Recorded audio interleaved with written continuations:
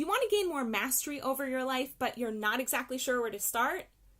I'm Hannah Mason, and in today's Spark, we're going to explore taming your horse.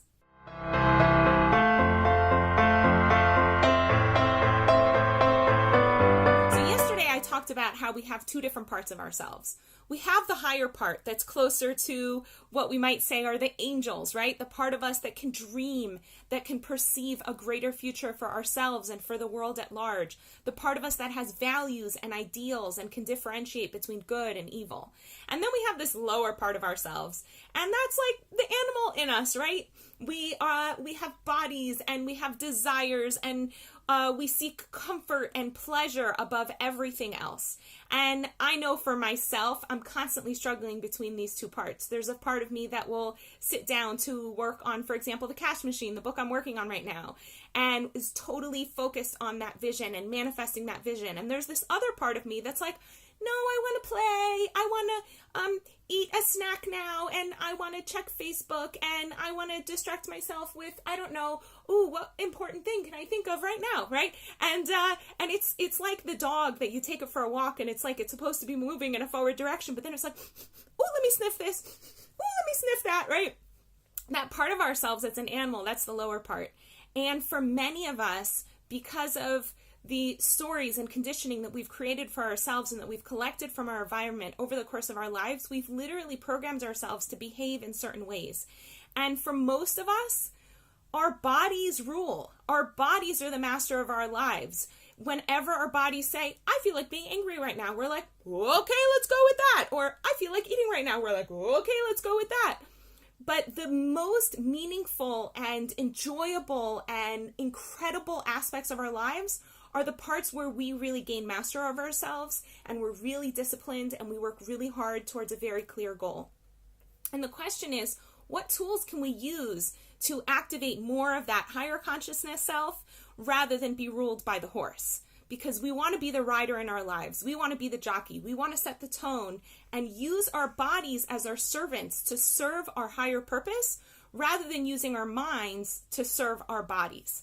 Right? We can rationalize anything our bodies want to do, but that's not really what our minds are here for. Our minds are really incredible. At the end of the day, we're not animals. This is where, as I said yesterday, Hitler got it wrong. He used his rational mind to give excuses for why he should be able to do whatever he wanted with his body. And one of his rationalizations were, we're beasts, we're animals, we should be able to behave like animals. We don't need those Jews to tell us to feel guilty for killing whoever we want and doing whatever we want. We're animals, this is what we should do. But we know that there's really a higher purpose to life, and that we're going somewhere, and we're going somewhere beautiful, and we're not just here to be animals. So I want to share with you one tool that comes from the book that Dave and I wrote together called The Size of Your Dreams. So this book you can get from us here in Israel, or you can get it on Amazon, both in paperback and in digital format.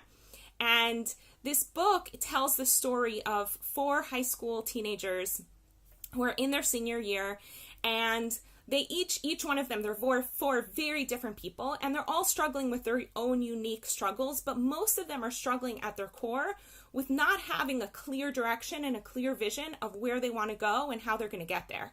And their teacher, Mr. Griffin, becomes their mastermind coach, and he builds a mastermind group amongst the 4 students so that they can support each other in manifesting their dreams. That's what the book is all about.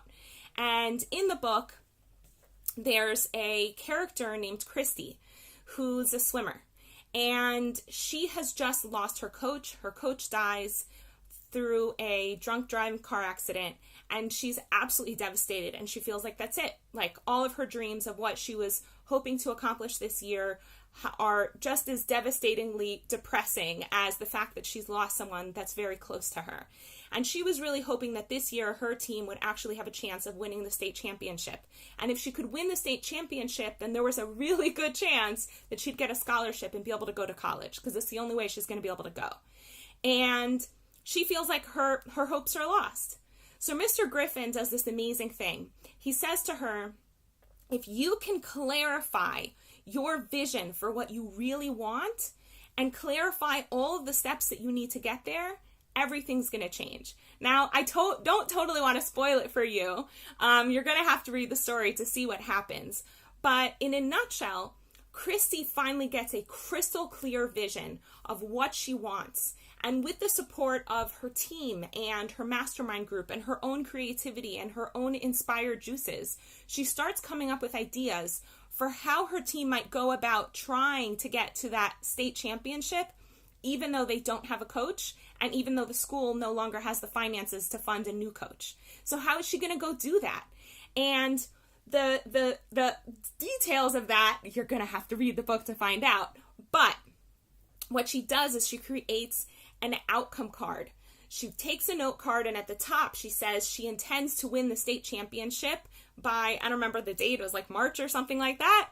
And in order to do this, she will, right? And she wrote step after step after step after step. And she read this card in the morning when she woke up. She read this card at night before she went to bed so that she could activate her subconscious mind to be thinking of solutions and thinking of ways she could manifest her vision. And throughout the day, as many times as she could, she also read the card.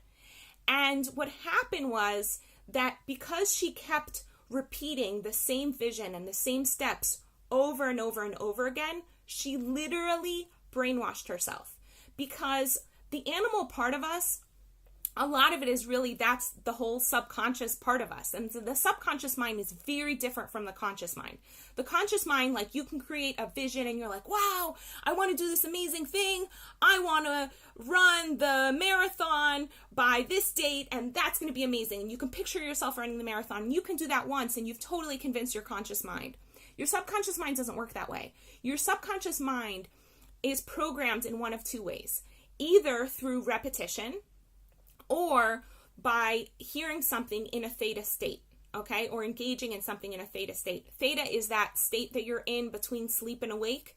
It's also the state that children are mostly in until the age of 7, which is why children are so easily programmed, right? So when you're in that mental state, you can hear something just once or twice or 3 times and it sticks. But most of the time we're not in theta. So what we can use a note card like that and just read the goal and the goal and the goal and the steps and the steps and the steps over and over and over again. And our subconscious mind is like, oh, okay, this is what I'm doing. And these are the steps I'm going to take to get there. And rather that animal part of you going for, ooh, let's have some ice cream. Ooh, let's go check Facebook for the 20th time today. Ooh, let's go do this. Your subconscious mind is like, okay, we have to activate every single bit of our energy to actualize this goal. And it'll just like literally put your ducks in a row for you. And all of a sudden, creating, manifesting a vision for yourself feels easy. You don't feel like you're fighting yourself because it's not just your conscious mind that has the dream that is clear on what it wants. The subconscious part of you is also clear. So when you write one of these cards, you're literally taming your horse. In the same way that when a rider is sitting on a horse and every single time the horse goes to, I don't know, nosh on some flowers, if it gets pulled away from the flowers every single time consistently, it will simply learn that flowers are not okay, that they're against the rules, and it will learn to keep its head moving forward. So you want to do that with your body. You want to do that with your emotion center and just be like, I'm in control. You're not in control. I'm in control. And that requires a tremendous amount of repetitive discipline, which can be really hard, especially if we're used to just allowing our bodies to rule absolutely everything we do. So you have to really muster your will. And part of how you can muster your will is by reading a card of whatever it is that you want to overcome or achieve or manifest in your life. You read that card all day long, and that's going to take a tremendous amount of will, making sure that you pick up the card and read it. Just use all of your will to read the card. All of your will goes towards that. And even if you don't work on the action steps themselves and you just work on reading the card, within a few days you'll find the action steps just start happening. Obviously, you want to put some effort into making the action steps happen, but it'll get easier as you read the card. You'll find yourself wanting to do it more. You'll find your body moving you towards doing those things because you've just brainwashed it to think in this way and to focus in this way, and you've centered it back. So I hope that tool is helpful for you. I hope that you're able to write an outcome card for yourself. Think of a vision that you want. when you want to actualize it by, and what steps you can take to get there. You can learn more about outcome cards. We have a whole bunch of them inside of this book that get manifested through the lives of these kids. We also have at thesizeofyourdreams.com, we have some bonus materials that you can download that will help take you through the process of writing cards of your own. In the meantime, I bless you with an amazing day, with taking your higher brain to come up with awesome dreams for what you want your life to look like, and to taming your horse. Tame that horse by telling it what it is, what it's meant to do, and how it's meant to serve you. It's your servant. Use it wisely. Have a great day. Want to experience more vibrance, clarity, and joy in your life? Book a guaranteed session at hanamason.com/joy.